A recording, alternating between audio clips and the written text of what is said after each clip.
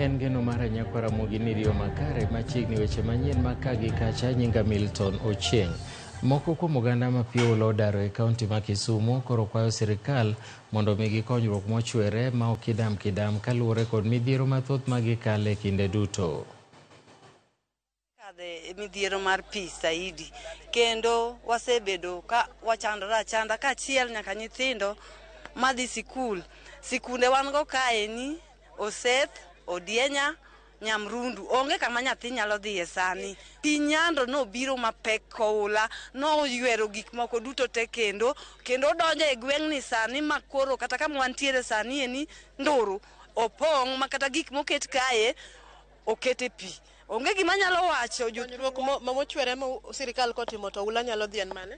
Konyruok mochwere ka sirikal otimonwa to sirikal nyalo chako dinonwa kar Lake Victoria. Ikete daik moro, ikete oinga moro mondo mi pi ma Lake Victoria kik apaka go mondo wuok oko nikech pi ma Lake Victoria ema hinyowa ahinya. An gima kwayo sirikal manyalo konyowa godo. Nyang'ande kama wadake no kama ji obese no wabes ji mang'eny to chwoe na chiel to ing'e ni gisani ka koth bi chwe ni tuoche mikelo gi pi gin tuoche mang'eny. Koro ginyalo konyowa gi yore mag thieth gi machielo. Sani koro neno ko jo Red Cross obiro ka dwa miyowa tent gi kata kama wadhi gure onge nikech en space ma kata mattress ok donje. Koro ka ginyalo konyowa gi low minyalo gede nikech awinjo ni lope nitiere. Chenro mag wuoth e apaya maduong' ma Mai Mahiu kochomo Narok ong'ikore kaluwore gi koth mapek manochwe otieno ma pi noruodo kawuono. En koth manoketho apayano kendo kelo midhiero ne joriembo mane rik nitiere safar kendo kelo dhungruok maduong' mag nyamburko. Jowuoth lero achiedh nade magikale otieno tulu kaluwore kod koth ma bende okelo achiedh nade malich e alworano. Simfros Okinda nigi mathoth. Mae kaka gik moko chalo e apaya maduong' ma Mai Mahiu kochomo Narok. Nyamburko manokwamo e chuodho mokel kod koth mapek mosebedo ka chwe alworano ong'oko chenro mag wuoth. Ni maji pita itakuwa mingi ikafunga hii barabara. Sasa magari haingeweza kupita kwa sababu tunaona kuna hii nini imetoka pande kwa mlima juu ikakuja ikafloat kwa barabara.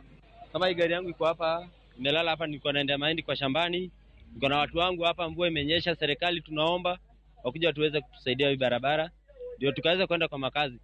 Nimekaa hapa tangu 4 am in the morning. Nilikuwa naenda kazini, nimechelewa kazini na I need to offer service to wananchi. Sasa the weather has really made it difficult for us to offer services that we need to offer wananchi. Ochuno weg nyamburko ko jopiny mondo nywakne temo golo nyamburko mokwamo e chuodho. Moko kuom gichuno mondo giti kod mwandu mopogore temo thulo nyamburko go oko. Dhungruok maduong' mar nyamburko nenore e apaya ni madichga kinde duto. Ute ji pi oywero ka pi opong'o puothe ji kendo ketho cham. Jopur koro ywago lal maduong' ma koth okelonegi kapod nenore ni koth ok rum machiegni kaluwore kod lipot mar jolony e koro chal mar kor lwasi. 1400 ilikuwa ya nyanya ndio nimeipanda eka moja. Sasa hiyo ekari moja imeenda nyanya, shamba yote imeenda imekuwa mto. Sasa hakuna pahali ya kulima, hakuna wengine wameviwa na maji, nyumba imeenda na maji. Hakuna kitu nimebakia. Imeenda hivyo. Na mashini imeenda ya maji. Ilikuwa kunyunyizia maji. Hiyo mashini ya pesa ngapi? 1300. Imeenda. Naomba msaidie kama serikali kama kuna usaidizi inaweza pata, naomba tusaidiwe. Aore ma e Wasonyiro, Siabei kod Narok opong' mobarore. Piola koro muomo kendo kelo kethruok maduong' e alwora mar aochego. Mashamba hapa mengi yamesombwa na maji. Watu pia wamebaki bila makao na tunaomba watu wetu watoke kabisa pale ambayo ni pabaya kwa maji.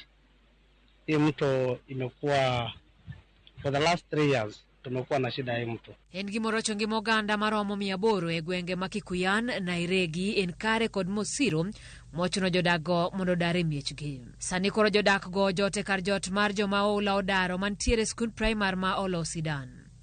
Gisani gigeno kuom kony mar sirikal ne chiemo kod mwandu mamoko mag konyruok.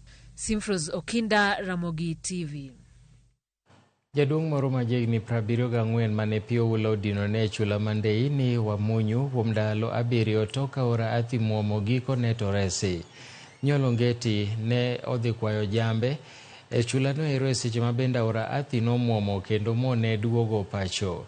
Nyolo wacho ni kuom ndalo 7 go onge gimosechamo mak mana nosebedo komodho Pio Wula.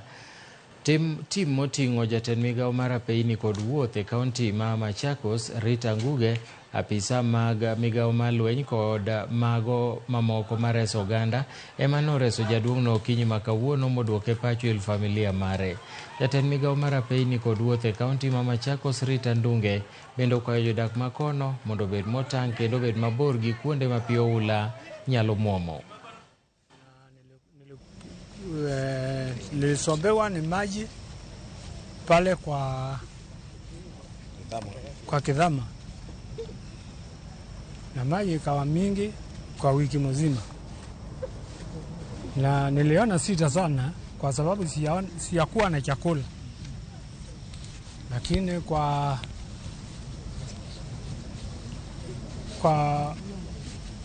usaisisi wa Wavinya Ndeti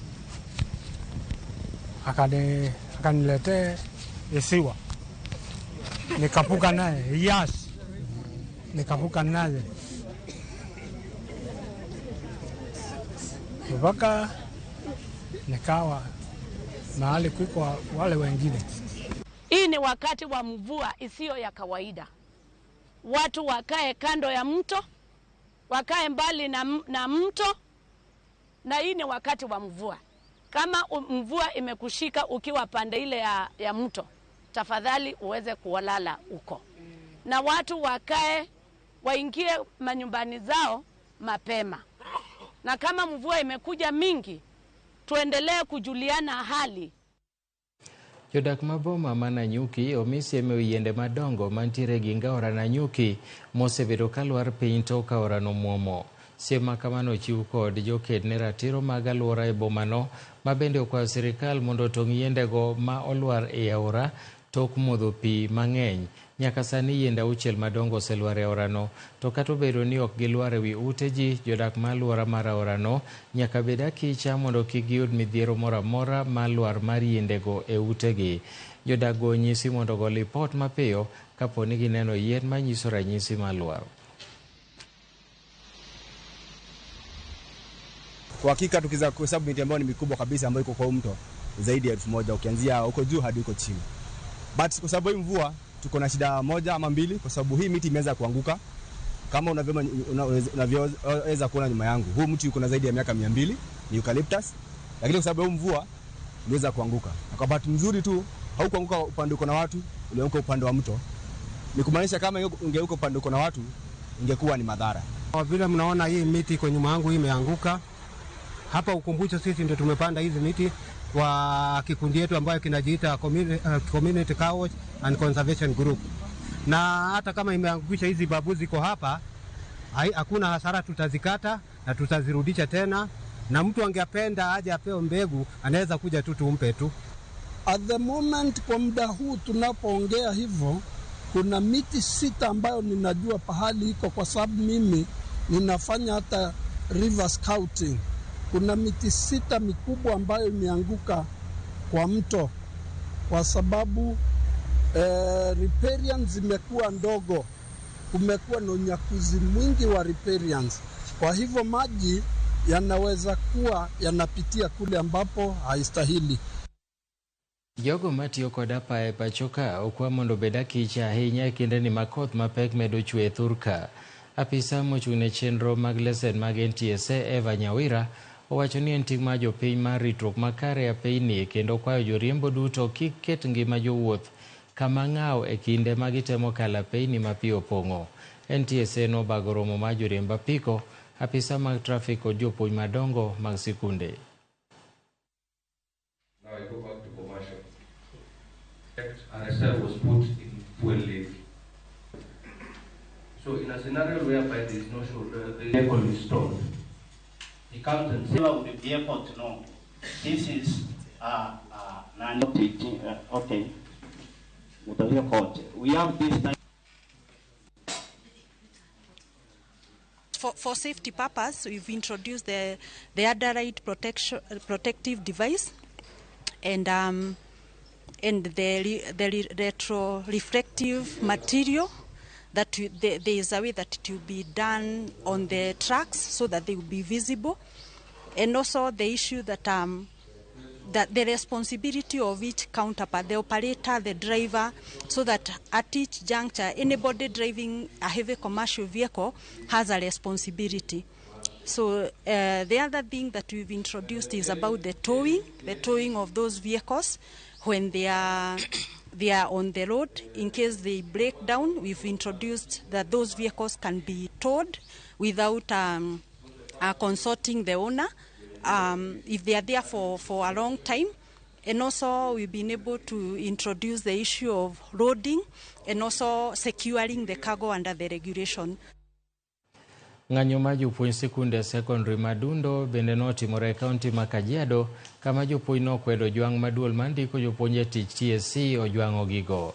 Jopuonj go nigi luoro ewi tijegi kinde ma sikunde ibiro yaw e sechegi ma sirikal bende ochwalo yepo mag sikunde nyime nikech midhiero mag oula.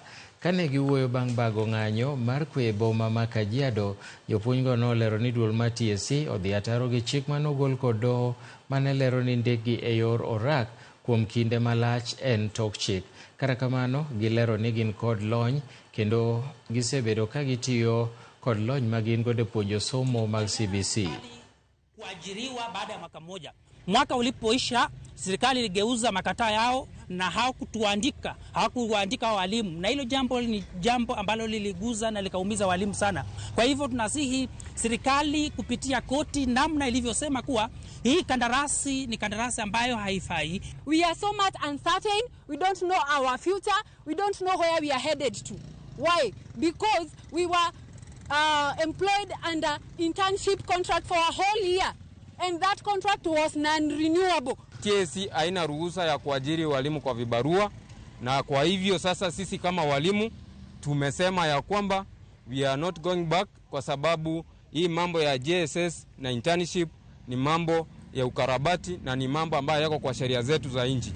Wasipofanya hivyo wajue no teachers will be in schools. Sasa serikali jipange, sijui watatoa walimu mbinguni waenda kufunza hizo madarasa.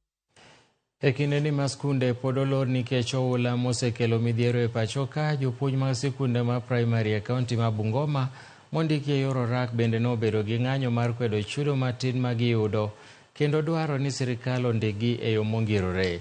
Kane giwuoyo e boma ma Bungoma, jopuonj go nolero ni nyaka ne ndikgi e tich e yor orak higa mokalo, kendo migi singo gi duol mandiko jopuonj e tich TSC ni biro miyogi andike yo mongirore.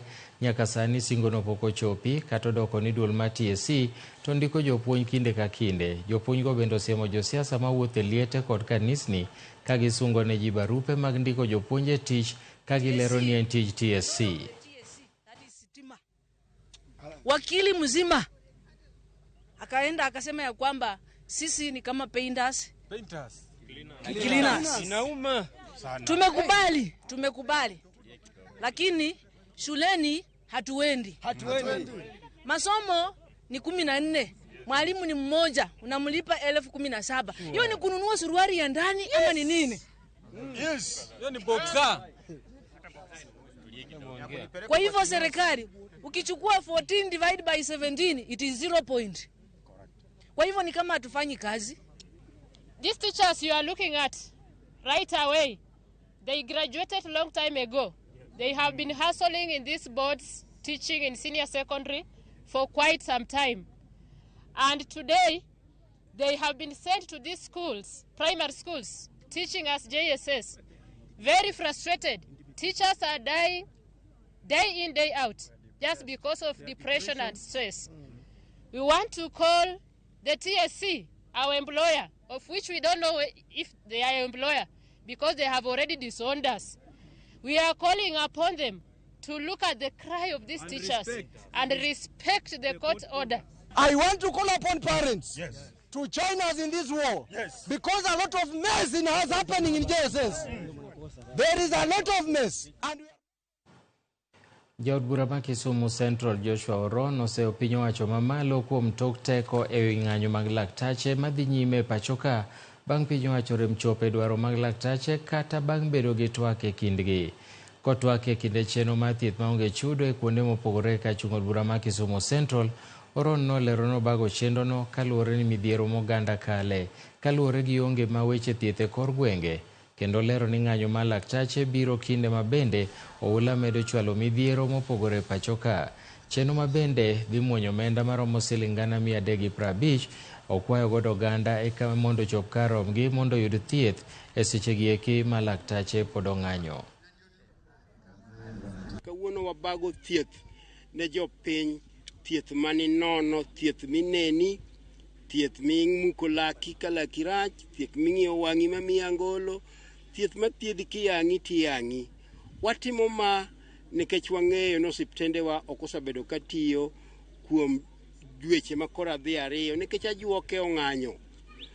Ma be timore e sama tek, sama koro pi be ohula tero ji kagi kacha mobiro gi tuoche mang'eny. Omiyo kaka jaod bura ma Kisumu, nachiko jo Kisumu Central kana campaign ni achiel kuom gigo madhi timonegi gin weche mag thieth. Omiyo ok anyal ling' ka taneno ka jothuru ahinyore. Omiyo abago thiedhni e ward ka ward ma Kisumu Central.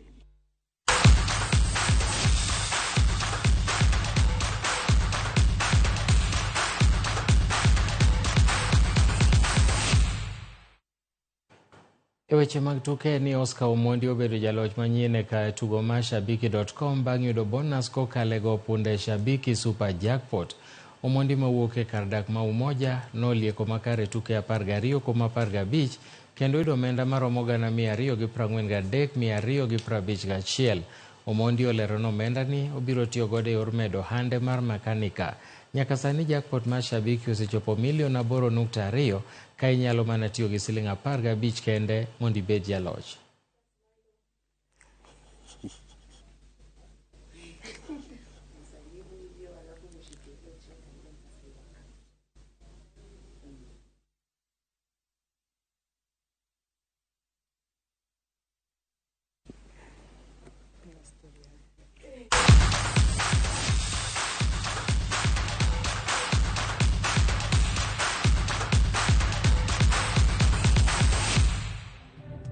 Thuolo emomaya wang'a nyakaramogi, mak mana ni karuoth oriti, wan bendo ritowa, wachako rom kendo koromo saa 1.